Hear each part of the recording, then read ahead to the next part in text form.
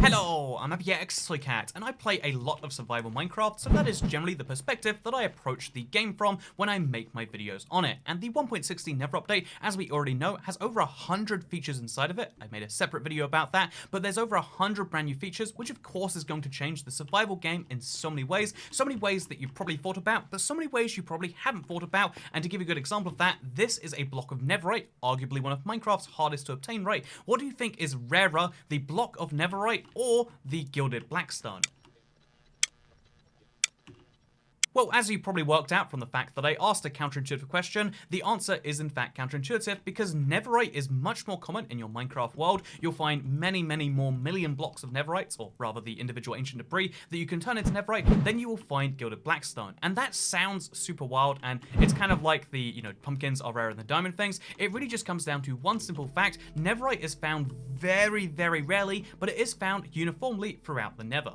Indeed, as you can see just underneath the ground where we started this video, there are a couple of pieces of ancient debris. It's not a lot of pieces of ancient debris, but the fact that it spawns in every single, or has a chance to spawn in every single chunk of the nether, the fact that you will eventually find it no matter where you are on the nether, means that it is actually a lot more common than you probably think. It's just very hard to extract. Whereas on the exact opposite end of that scale, we have gilded blackstone. How do you find gilded blackstone? Well, as you all might know, it only spawns in one structure, which can only generate very rarely in the nether, which means that all of these chunks right here have no gilded blackstone whatsoever.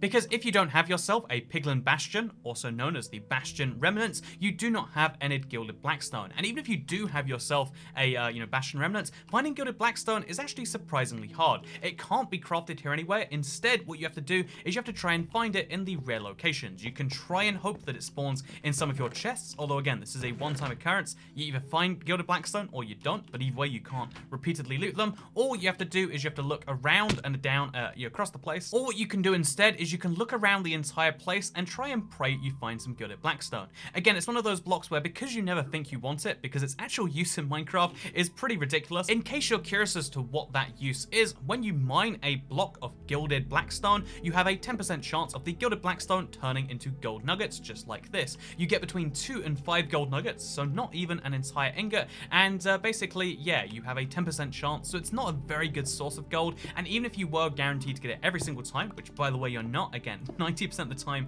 you just get the block straight back, basically you have a very bad source of gold, which is why most people don't care about this block. But if you do care about this block, or if you like rarity and the kind of nerdiness about it in Minecraft, then something that will interest you is the fact that the gilded blackstone can only be broken, it can never be created. You have a certain number of gilded blackstone in your Minecraft world, and you will break a certain number of those to make gold ingots, and that is the only way the process goes right now. It is a super niche, super, honestly, like, it makes you question why it even exists in the first place. It's a super niche block that most people won't want to use because it's not even that pretty. I mean, the gold might be a good way to point out, like, mine through here if you're making some form of adventure map maybe, but as far as most Minecraft players go, it's a bad source of gold that spawns so infrequently that you don't even need to think about it. By the way, how infrequently does it spawn? I think we have to hop into creative to show you this in reality. I think we have to hop into creative to really explain how rare the gilded blackstone is, because if we look around our piglin bastion, which again has so many thousands of blocks, tens of thousands in fact,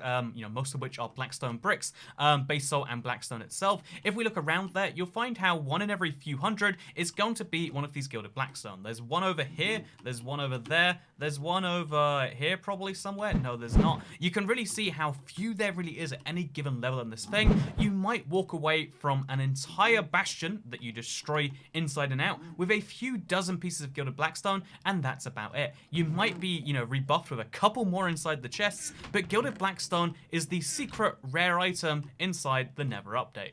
Gilded blackstone is also the jumping off point to explain why Silk Touch is one of the most powerful enchantments in Minecraft before this update, and it's getting even more powerful after this one, because there are a lot of blocks you can only get with Silk Touch. Gilded blackstone technically isn't one of those, but if you go around and you want to mine all of these 30 gilded blackstone for a Minecraft build, let's say you need hundreds of them, or even just a single 100, you need to make sure you get every single gilded blackstone you can. Getting 5 gold nuggets or 2 gold nuggets really isn't a thing that you want, so it's a really good idea to use Silk silk touch when mining the gilded blackstone. Because sure, it's only a 10% chance that it breaks into gold nuggets, but it breaks irreparably, and that's a risk you can't take. Again, without silk touch, your gilded blackstone, if you mine it and move it enough, will eventually all crumble to nothing, because that's how those things work. If you take 10% of a population away and you do that enough times, eventually all of it will go. It doesn't happen for all these times in a row, but when it does happen, it's super heartbreaking if you care about this gilded blackstone. So yeah, silk touch is a very, very valuable tool. Another example of the growing power of silk touch is the fact that it is the only way to take the brand new crimson nilium and the brand new warp nilium back to the overworld. If you bring a regular diamond pickaxe with you, here's what happens when you mine those blocks. If you have a silk touch pickaxe on the other hand, as you can see, you can actually pick up the crimson nilium and the warp nilium. Just like this, warp nilium and crimson nilium are now both in my inventory. That is a super nice thing, as you can all see. Silk touch is a wonderful way to pick up brand new crimson nilium and warp nilium, which seem like they're worth nothing because it's never with an ugly top, right? But it's super valuable because this will allow you, if you also take some mushrooms, because fortunately you can take both of the fungi types with you to the overworld if you want, and if you take those types of fungi with you with the crimson nilium, you'll be able to make some trees. It's super nice in that way. Also, silk touch is getting more powerful because if you want to mine gold in the Nether, which is actually a surprisingly effective way now, at the very least it's a more fun way of getting gold, then actually having a silk touch pickaxe is so valuable, and let me explain to you why. Let me break right now. We'll throw away these 5 gold nuggets. Let me break for you right now, let's say 3 bits of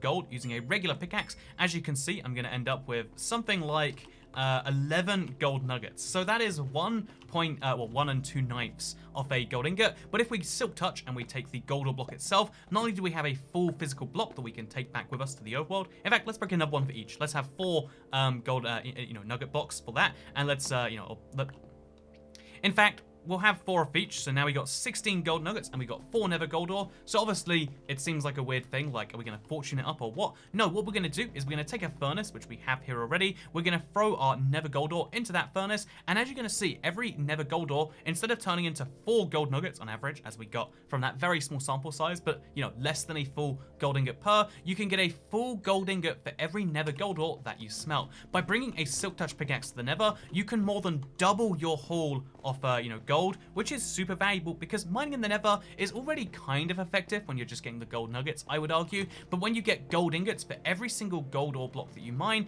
it honestly can be one of the best ways of getting gold if you don't have a gold farm. And again, given that we talk about the survival perspective, a lot of people are at the stage where they don't want to set up a gold farm, or they like going out and mining, and if that is the case, go around, but do it with a silk touch pickaxe because it's a literal instant doubling of performance to pick up a nether gold ore thing as opposed to using it with your regular diamond pickaxe. I think I would enjoy talking about the wondrous things you can do with silk touch all day. In fact, I've done many previous videos on it, but basically silk touch is a crazy powerful enchantment if you want to get blocks that you otherwise can't get here in the Nether. But I want to quickly address a misconception, something that seems like it should be true, because the Shroomlight looks an awful lot like the glowstone, and this is one of the last points I want to leave this video with, because we've kind of had a three-pronged approach about how gilded blackstone is the rarest block in the Nether that exists so far. We've spoken about how silk touch is OP. Now let's talk about the Shroomlights and how they look like they should be broken with silk touch, like how you need to break glowstone with silk touch to get it back. Nope, you can break the things with your fist if you want to, and you'll still get the Shroomlight back. This means if you want a glowstone-like block, because glowstone and Shroomlights are exactly the same in terms of their own performance, you can just grab some Shroomlight and it will do exactly the same job. Shroomlights are also, they seem to grow with the fungi, it seems, which means that Shroomlight is basically a renewable, easier to get, can be broken with your fist, doesn't require crafting version of the glowstone. It really is just a better version of the existing glowstone, and keep that in mind because if you do decide to silk touch your crimson nilium or your warp nilium and you decide to grow these plants in the overworld, you will be able to farm the Shroomlights right over here, which means that yes, the best light source in the game, or at least it's tied best for a lot of things like the lantern, the jack-o'-lantern, and a lot of other things, but the thing which has the best light source that currently can be given, even matching that of lava by the way, can be farmed in the overworld if you want to. You could also start an entire nether thing here in the overworld, because personally I feel like this type of tree it's got to be one of my favorites. I mean, it just has a really cool way of growing around the stump.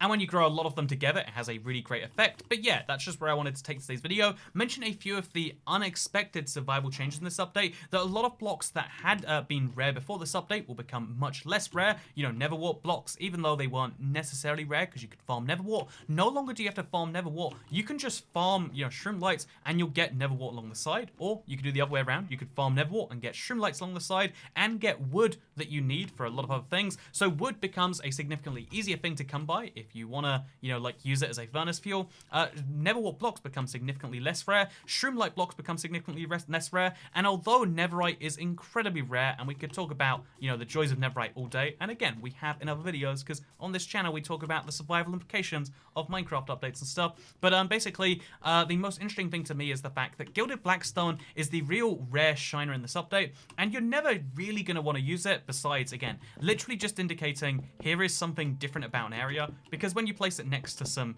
blackstone, it looks real weird and different.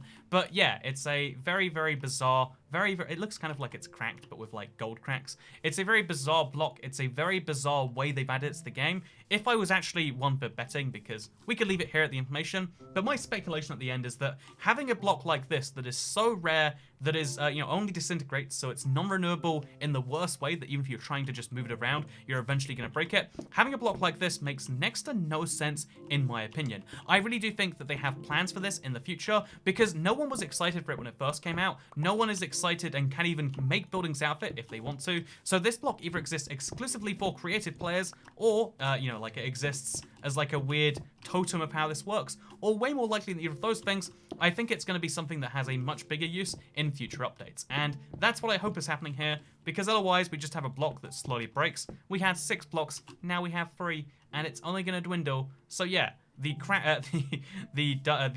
gilded blackstone block is super, super rare in a way you would never expect, because rarity and difficulty to obtain aren't the same thing, but they are very important when you're talking about obtaining a lot of it. So yeah, you can obtain a lot of Shroomlights very easily, or easily if you have a silk touch pickaxe, and you can't obtain a lot of gilded blackstone very easily, but most people, despite that, will still value this Shroomlight over the gilded blackstone, because rarity isn't everything. And that's why, even though pumpkins are rarer than diamonds, most people are more impressed when you show them your diamond enchanted pickaxe than when you show them your jack-o'-lantern. But maybe that's just my friends. Either way, I hope you all enjoyed this video. I hope you found it interesting and insightful. If you want to see more videos talking about the updates to the Nether update, if you want to see more if you'd like to see more videos talking about the Nether update, let me know in the comments down below. And I like the fact that that rhymed, so I have to go right about now.